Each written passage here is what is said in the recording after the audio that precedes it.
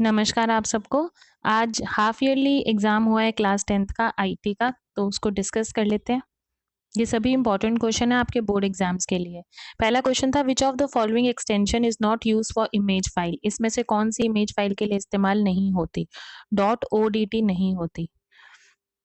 Option C इसका सही रहेगा। नेक्स्ट है which of the following is an example of oral communication. Oral communication का एग्जाम्पल कौन सा है? तो इसका जो एग्जाम्पल है वो फ़ोन कॉल है। Next what is the extension of spreadsheet file in Calc. Calc के अंदर स्प्रेडशीट फाइल डॉट ओडीएस से सेव होती है। Next dash the shortcut key for linking images in LibreOffice Writer. दो images को link करने के लिए लाइबर ऑफिस राइटर में हम कंट्रोल प्लस शिफ्ट शॉर्टकट की का इस्तेमाल करते हैं। नेक्स्ट था कोई भी एक टूल आपको बताना था data analysis in a spreadsheet की डाटा एनालिसिस में। तो what if, goal seek, consolidate में से आप कोई भी एक लिख सकते थे। नेक्स्ट सिक्स्थ है the table of content and index option found in which menu. तो ये हमें इंसर्ट मेन्यू में मिलता है। Next drawing objects belongs to which group. Drawing objects drawing toolbar में हमें अवेलेबल होते हैं। 8 क्वेश्चन था we can record macros for each task except start window option. सिर्फ स्टार्ट विंडो ऑप्शन को ही हम रिकॉर्ड नहीं करते, नहीं, और भी बहुत सारे ऑप्शंस हैं। माउस से जो भी हम करते हैं वो भी वो रिकॉर्ड नहीं करता। एक विंडो से दूसरे विंडो में शिफ्ट होते हैं तो वो भी वो रिकॉर्ड नहीं करता। तो जो ए है वो हमारा करेक्ट नहीं है। रीजन दिया हुआ है macro enhances the reusability of data. हाँ जी, मैक्रो की मदद से हम डाटा को रीयूज कर सकते हैं। तो जो रीजन है वो सही है। तो ऑप्शन डी इसका सही रहेगा। ए नॉट करेक्ट है बट आर करेक्ट है। नेक्स्ट था व्हाट इज सब टोटल इन कैलसी। सब टोटल क्या होता है कैलसी में? जब हम बहुत सारी शीट्स को कंसोलिडेट कर देते हैं और उसके बाद हमें किसी एक कॉलम का सब टोटल चाहिए हो, सब टोटल का मतलब उसका जोड़ चाहिए हो या उस पर आपको औसत लगानी हो, तो आप सब टोटल फंक्शन का यूज करते हो। इसमें क्या करता है वो स्वचालित रूप से ग्रुप बनाता है और ग्रुपिंग डाटा पर सम या एवरेज जैसे फंक्शंस को लागू करता है। ये आरोही या अवरोही क्रम में भी डाटा को सॉर्ट कर सकता है। नेक्स्ट क्वेश्चन था व्हाट इज टेम्पलेट्स। टेम्पलेट्स क्या होते हैं? टेम्पलेट्स एक निर्धारित लेआउट होते हैं जो आसानी से डॉक्यूमेंट बनाने में मदद करता है।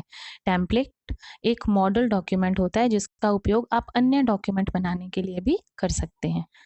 Next what is affective communication. एक प्रभावी संचार कैसे होता है? जब एक सेंडर होता है और रिसीवर होता है और दोनों एक दूसरे की बात को समझते हो तो वो प्रभावी संचार होता है और इसमें हमें सरल भाषा का प्रयोग करना चाहिए। 12th है what are the rules to keep in mind when naming a macro. एक मैक्रो को नाम देने के लिए कौन कौन से रूल्स को हमें माइंड में रखना चाहिए? सबसे पहला कि जो नाम है वो एक अक्षर से शुरू हो। दूसरा, स्पेस का प्रयोग ना करें। अगर आपके नाम में आपने जैसे फॉर्मेट वर्ड लिखा तो उस फॉर्मेट और वर्ड के बीच में स्पेस नहीं होना चाहिए। तीसरा, अगर आपको उन दोनों नामों को सेपरेट करना है तो आप अंडरस्कोर का इस्तेमाल करके कर सकते हो। उसके अलावा कोई और भी स्पेशल कैरेक्टर प्रयोग में नहीं आता। नेक्स्ट है how to insert an image in a document. एक डॉक्यूमेंट में इमेज को कैसे इंसर्ट किया जाता है? तो सबसे पहले हम उस स्थान पर कर्सर लेके जाएंगे जहां हमें इमेज को इंसर्ट करना है, फिर इंसर्ट टैब में जाएंगे और इमेज को चुनेंगे। नेक्स्ट ओके पर क्लिक कर देंगे। नेक्स्ट 14th क्वेश्चन है consolidate function, what if analysis and goal seek. ये आपको इंपॉर्टेंट क्वेश्चंस में भी बताया था, जो पिछले साल की वीडियो है उसमें भी एक क्वेश्चन आया हुआ था और ये मोस्ट इंपॉर्टेंट क्वेश्चन है। लाइबर ऑफिस इससे पहले हम ये वाला डिस्कस कर रहे हैं what are styles and formattings in LibreOffice Writer and how to apply it. Styles और फॉर्मेटिंग क्या होते हैं? तो लाइबर ऑफिस राइटर में किसी भी स्टाइल को मैनेज करने के लिए स्टाइल्स और फॉर्मेटिंग टूल का प्रयोग होता है। अब इसे हम अप्लाई कैसे करते हैं? सबसे पहले हम एक नया दस्तावेज बनाएंगे, दस्तावेज में कुछ टेक्स्ट को टाइप करेंगे। अब फॉर्मेटिंग टूल बार में स्थित स्टाइल और फॉर्मेटिंग आइकन पर क्लिक करेंगे। अब उस आइकन पर अगर हम क्लिक नहीं कर रहे हैं तो उसके लिए शॉर्टकट की है F11। F11 से आपका automatically style and formatting icon active हो जाता है।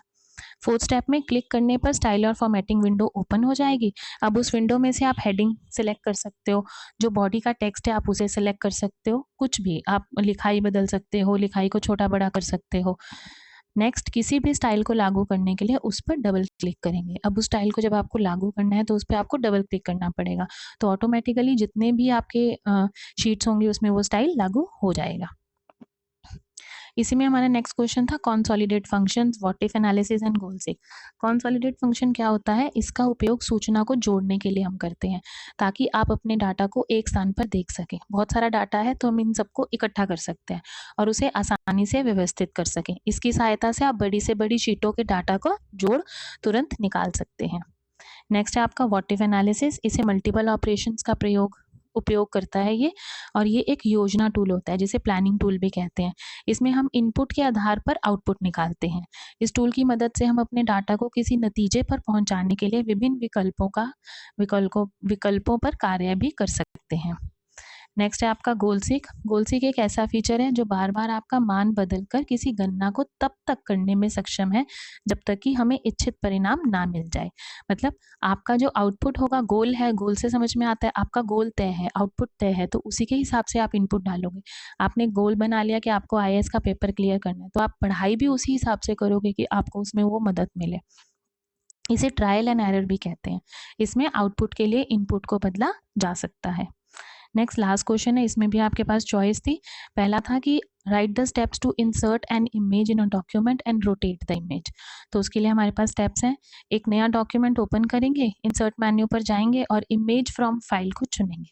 अब लाइब्रेरी में से कोई भी इमेज इंसर्ट कर लेंगे। Next fourth point, image select करें और फिर रोटेट टूल पर क्लिक करें। अब इससे क्या होगा कि आपकी इमेज के चारों तरफ 4 डॉट्स आ जाएंगी, जैसे हैंडल के रूप में होगा। तो उस हैंडल को आप जहां घुमाओगे वहां आपका जो उसके कॉर्नर्स हैं वो मूव हो जाएंगे। इससे आप अपनी जो इमेज है उसे रोटेट कर पाओगे। इसी के अंदर ऑप्शन में नेक्स्ट क्वेश्चन था कि what is a subtotal tool in LibreOffice Calc and write the steps to implement it.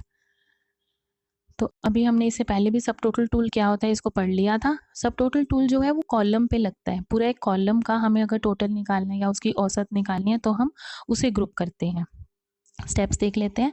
जिस शीट पर भी ये लागू करना है उसमें कॉलम का होना चाहिए। फिर डाटा मेन्यू पर क्लिक करें और सब टोटल को चुन लें। अब जब हम कुछ भी चुनते हैं तो थर्ड स्टेप वही बनता है कि उसका डायलॉग बॉक्स ओपन होगा। तो उसके डायलॉग्स बॉक्स में से कैलकुलेट सब टोटल के तहत चेक बॉक्स पर क्लिक करें। अब उस कॉलम का चयन करें जिसके लिए आपको सब टोटल बनाना चाहते हो। फिफ्थ क्वेश्चन, ओके बटन पर क्लिक कर दें। तो ये आपका पूरा पेपर था। आप इसको अपनी नोटबुक में राइट डाउन कर सकते हो। ये सभी के सभी इंपॉर्टेंट क्वेश्चन है और ऑलमोस्ट इसमें से ये सभी क्वेश्चंस बोर्ड में रिपीट होने के चांसेस हैं। तो उम्मीद है आपको ये वीडियो हेल्पफुल लगी होगी। धन्यवाद।